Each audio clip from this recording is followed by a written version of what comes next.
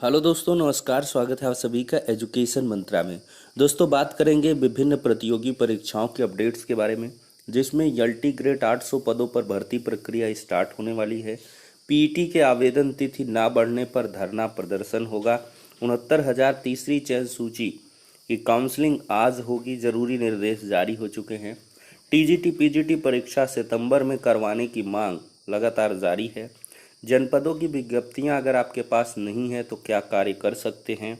UPPSC संशोधित पाठ्यक्रम को मिले मंजूरी।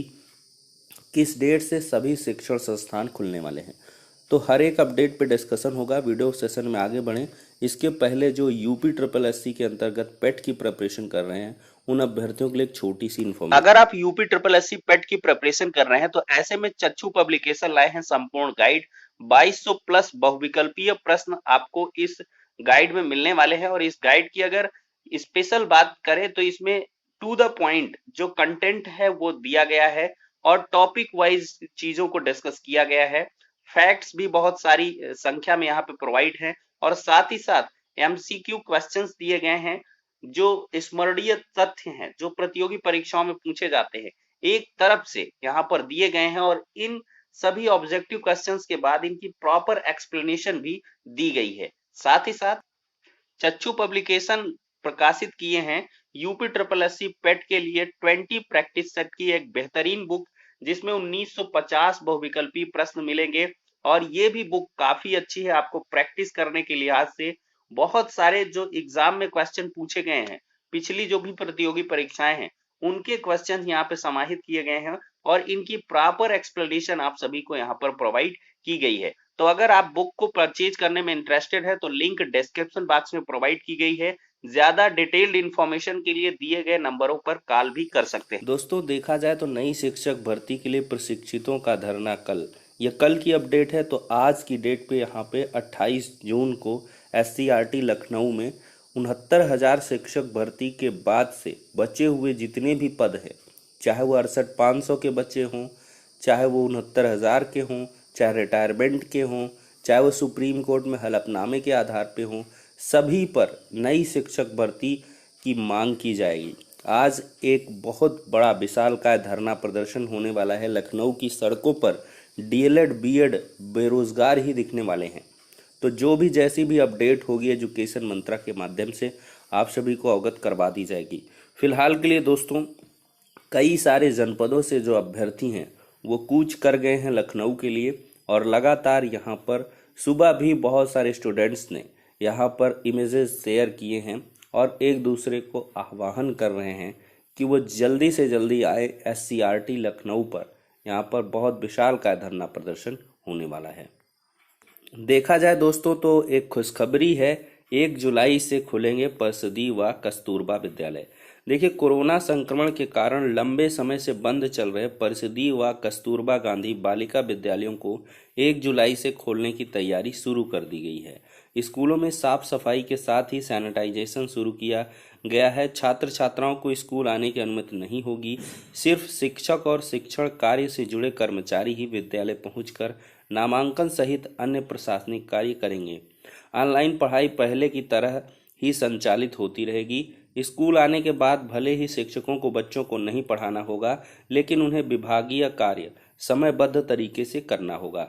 बीएसए अम्बरीश कुमार ने बताया कि परिषदीय व कस्तूरबा गांधी विद्यालयों को खोलने के लिए शासन से निर्देश प्राप्त हुआ है। इसकी तैयारी की जा रही है। समय समय पर स्कूलों का निरीक्षण भी किया जाएगा। विद्यालयों की सफाई कराई जा रही है।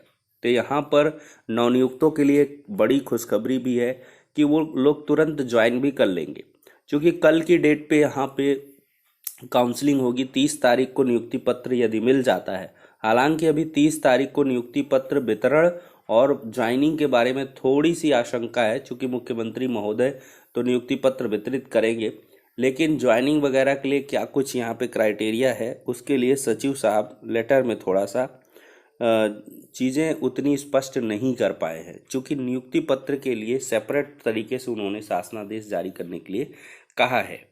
देख सकते हैं दोस्तों, गर्भवती अभ्यर्थियों के बारे में अलग से देनी होगी सूचना। 69,000 शिक्षक भर्ती के तहत चयनित अभ्यर्थियों की काउंसलिंग के दौरान गर्भवती महिला अभ्यर्थियों और अस्पताल में भर्ती अभ्यर्थियों की सूची अलग से तैयार कर उत्तर प्रदेश बेसिक शिक्षा परिषद को उपलब्ध कराई जाएगी। चयनित अभ्यर्थियों के अभिलेख निरीक्षण काउंसलिंग की प्रक्रिया सोमवार से शुरू होने जा रही है। 28 और 29 जून को आयोजित हो जा रही है और काउंसलिंग को लेकर आवश्यक दिशा निर्देश जारी हैं। जिला शिक्षा एवं प्रशिक्षण संस्थानों के प्राचार्यों एवं सभी जिला बेसिक शिक्षा अधिकारियों को जारी पत्र में कहा गया है कि जनपद आवंटन सूची में शामिल अभ्यर्थी विशेषकर गर्भवती महिलाओं और अस्पताल में भर्ती अभ्यर्थियों के संबंध में सूचना प्राप्त होने पर परिषद को अवगत कराया जाएगा। यह भी कहा गया है कि अभिलेखों के परीक्षण के लिए उपस्थित होने वाले अभ्यर्थियों के नाम, रजिस्ट्रेशन नंबर, पिता के नाम का मिलान परिषद द्वारा एनआईसी से प्राप्त जनपदवार श्रेणीवार चयन जनपद आवंटन सूची से कर लिया जाए और दोनों सूची वेबसाइट पर प्रकाशित सूची और परिषद द्वारा एनआईसी से प्राप्त एक्सेल सीट में नाम होने की स्थिति में ही काउंसलिंग में प्रतिभाग कराया जाएगा।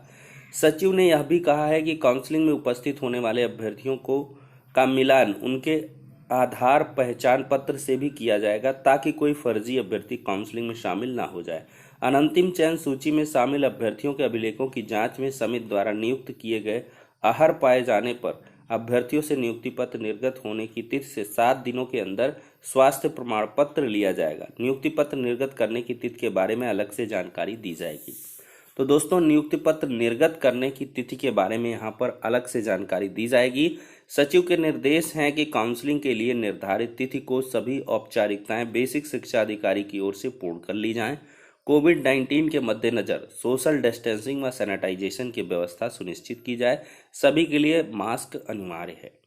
प्रयागराज के डाइट में देखिए काउंसलिंग होगी, जो 69,000 शिक्षक भर्ती की तीसरी चयन सूची के 90 अभ्यर्थियों को प्रयागराज जिला आवंटित हुआ है। इनकी काउंसलिंग 28-29 को सुबह 10 बजे से शाम 5 बजे तक जिला शिक्षा एवं प्रशिक्षण संस्थान या डाइट में होगी। जिला बेसिक शिक्षा अधिकारी संजय कुमार कुशवाहा के अनुसार सभी अभ्यर्थियों को काउंसलिंग में निर्धारित शुल्क के बैंक ड्राफ्ट, समस्त मूल अंकपत्र, प्रमाण पत्र, अभिलेख, स्वप्रमाणिक छायाप्रति, पासपोर्ट आकार की 4 फोटो, 4 सफेद लिफाफे, सादे पंजीकृत डाक युक्त निर्धारित प्रारूप पर 100 रुपए के नोटरी शपथ पत्र के साथ उपस्थित होना है। बीएसए ने स्पष्ट किया है कि काउंसलिंग में प्रतिभाग करने का मतलब यह नहीं कि संबंधित अभ्यर्थी नियुक्ति के लिए पात्र है। तो यहाँ पर दोस्तों 4 लिफाफे मंगाए जा रहे हैं, तो थोड़ा सा ध्यान दे ले कि ज़्यादा से ज़्यादा आप लिफाफे वगैरह इस तरह की चीज़ों को लेकर रखे जाएं जिससे कोई दिक्कत ना हो। वहीं दूसरी तरफ देखा जाए तो दोस्तों 22,000 सीटें 69,000 शिक्षक भर्ती में जोड़े सरकार। हमारी मांगे सुप्रीम कोर्ट के आदेश का पालन करो। 1,37,000 के खाली 22,000 सीट पर सभी योग्य अभ्यर्थी 90-97 वालों को नियुक्ति दो। तो इनका धरना दोस्तों 21 तारीख से लगातार चल रहा है। ये अभ्यर्थी भारी संख्या में इकट्ठे होते हैं और लगातार दिन भर यहाँ पर प्रदर्शन करते हुए नजर आते हैं और इनकी एक ही मांग है, जब तक 22,000 सीटें नहीं जुड़ जाती हैं तब तक इनका धरना प्रदर्शन जारी रहेगा। इसी बीच 69,000 के जो तीसरी चयन सूची से वंचित अभ्यर्थी हैं, मतलब जिनका सिलेक्शन नहीं हो पाया है, तो वो लोग भी धरने में पार्टिसिपेट कर रहे हैं।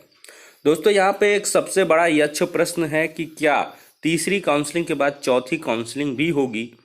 तो दोस्तों अगर रिक्त पद बचते हैं तो उसके लिए संभावना हो सकती है कि रिक्त पदों पर चौथी काउंसलिंग करवाई जाए, लेकिन इसकी उम्मीद मुझे बहुत कम नज़र आती है क्योंकि इतना ज़्यादा हो हल्ला हो चुका है तीसरी चयन सूची को लेकर के।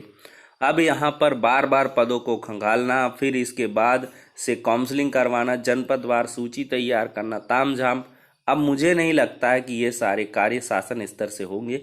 लेकिन आप लोग लगातार प्रयास करें और बहुत कम, मुझे लगता है न्यूनतम संख्या यहाँ पे बचने वाली है सीटों की, अदरवाइज सारी जो सीट्स हैं वो फिलअप हो जाएंगी।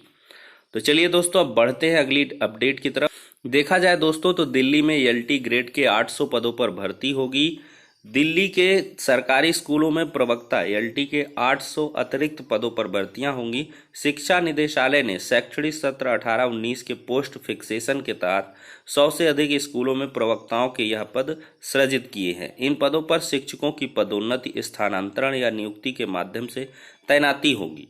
उच्च प्राथमिक उच्च माध्यमिक विद्यालयों की मजबूती के लिए शिक्षा निदेशालय ने हाल ही में 2 अहम फैसले लिए हैं। 16 सरकारी स्कूलों में नए संकाय शुरू करने के साथ 67 स्कूलों में नए विषय भी शुरू करने का निर्णय लिया गया है। तो दोस्तों यहाँ पर 800 पदों पर भर्ती होने वाली है और देख सकते हैं 22,000 जोड़ने के लिए धरना जारी है। लगातार 21 तारीख से ये धरना जारी है और साथ ही साथ नई शिक्षक भर्ती के भी अभ्यर्थी यहाँ पर एक साथ एकजुट हो रहे हैं। वहीं पर दोस्तों देखा जाए तो 2011 की आयोजित टेट परीक्षा में इस कदर हुई धांधली कि अधिकांश मेधावी छात्र 10 वर्षों से न्याय की आस में प्रतीक्षारत हैं। ये भी एक बहुत बड़ा फ्रॉड यहाँ पर नजर आया था 2011 में। दूसरी तरफ देखा जाए दोस्तों तो यूपीपीएससी संशोधित पाठ्यक्रम को मंजूरी का इंतजार, भर्ती फंसी है। देखिए, अपर निजी सचिव एपीएस भर्ती परीक्षा के पाठ्यक्रम संशोधन के प्रस्ताव को शासन से हरी झंडी मिलने का इंतजार है। प्रस्ताव को मंजूरी न मिलने के कारण भर्ती फंसी हुई है। नई भर्ती शुरू करने के लिए उत्तर प्रदेश लोक सेवा आयोग को कई महीने पहले तकरीबन 250 पदों का अधियाचन भी मिल चुका है। यह भर्ती परीक्षा भले ही आयोग के वर्ष 2021 के कैलेंडर में शामिल ना हो, लेकिन पाठ्यक्रम संशोधन को शासन से मंजूरी मिलती है तो आयोग अलग से विज्ञापन जारी कर नई भर्ती शुरू कर देगा। दोस्तों, अगर देखा जाए तो यूपीएससी पेट के जो आवेदन की तिथियां हैं वो नहीं बढ़ाई गई हैं। अभ्यर्थियों ने डेडलाइन दी थी 27 तारीख तक, मांगों को नहीं माना जाएगा। तो यहाँ पर माननीय आयोग ने हम सभी अभ्यर्थियों के हित में उक्त भर्ती परीक्षा के आवेदन हेतु नामांकन की तिथि नहीं बढ़ाई, तो हम सभी विद्यार्थीगण एकजुट होकर माननीय आयोग के लखनऊ कार्यालय का 28 जून को घेराव करेंगे। ये मांगे नहीं मानी गई तो भूख हड़ताल और अनशन पर बैठेंगे। तो ऐसे में प्रतियोगी छात्र आज यूपीएससी पेट के आवेदन तिथि को बढ़ाने के लिए लखनऊ की तरफ कूच कर गए हैं। चूँकि 27 तारीख गुजर चुकी, आज 28 तारीख है और यहाँ पर पेट के आवेदन की तिथि नहीं बढ़ाई गई है। तो दोस्तों, यूपीएससी आवेदन तिथि बढ़ाने के लिए भी यहाँ पर आज धरना प्रदर्शन होने वाला है। कई प्रकार के धरना प्रदर्शन आपको लखनऊ में देखने के लिए मिलेंगे। यूपीएससी पेट के लिए, नई शिक्षक भर्ती के लिए, 22,000 सीटें जोड़ने के लिए, संशोधन मुद्दे के लिए, तो ये सारे धरने चलेंगे। वहीं पर देखा जाए दोस्तों तो पीटी आवेदन की तिथि बढ़ाने की मांग इलाहाबाद विश्वविद्यालय के संगठक चौधरी महादेव प्रसाद डिग्री कॉलेज के पूर्व अध्यक्ष करण सिंह परिहार ने राज्यपाल आनंदीबेन पटेल को पत्र लिखा है। पत्र के माध्यम से मांग की है कि पीटी आवेदन की अंतिम तिथि के 6 दिन पहले ही सर्वर धीमा हो जाने के कारण प्रदेश के लाखों छात्र छात्राएं फॉर्म भरने से वंचित रह गए हैं। तो दोस्तों, लगातार मांग चल रही है। अब देखते हैं लोगों की मांगें क्या रंग लाती हैं। यहाँ पर आवेदन की तिथि बढ़ाई जाती है या फिर ऐसे ही अभ्यर्थियों को संतोष करना पड़ेगा। दोस्तों, देखा जाए तो आदरणीय अध्यक्ष महोदय, आपसे आग्रह है कि टीजीटी कला प्रवक्ता 2016 का रिजल्ट अतिशीघ्र जारी कर उनका पैनल भेज दीजिए ताकि नए विज्ञापन में कुछ गरीब और बेरोजगार अभ्यर्थियों को नौकरी मिल सके। आपको बहुत सारे बेरोजगारों की दुआएं मिलेंगी। तो यहाँ पर अभ्यर्थियों का प्रयास है कि सितंबर में एग्ज़ाम करवाया जाए। चूँकि जो पेंडिंग रिजल्ट है वो अगर अनाउंस नहीं होंगे तो नए अभ्यर्थी यहाँ पर जो टीजीटी पीजीटी का एग्ज़ाम दे देंगे, उससे अफरा तफरी मचेगी। तो यही अभ्यर्थी चाहते थे कि थोड़ा सा जो आवेदन की तिथि है वो भी बढ़ी थी। तो ऐसे में कोरोना महामारी के चलते ही बहुत सारे स्टूडेंट प्रिपरेशन भी नहीं कर पाए थे। तो सितंबर में एग्ज़ाम की मांग की जा रही थी, लेकिन आयोग ने यहाँ पर फिक्स कर दिया है अगस्त में ही एग्ज़ाम होगा। लेकिन अभी भी जो प्रयास है अभ्यर्थियों का लगातार जारी है, लेकिन इसकी उम्मीद काफ़ी कम दिखाई दे रही है कि जो एग्ज़ाम की डेट है वो एक्सटेंड की जाएगी।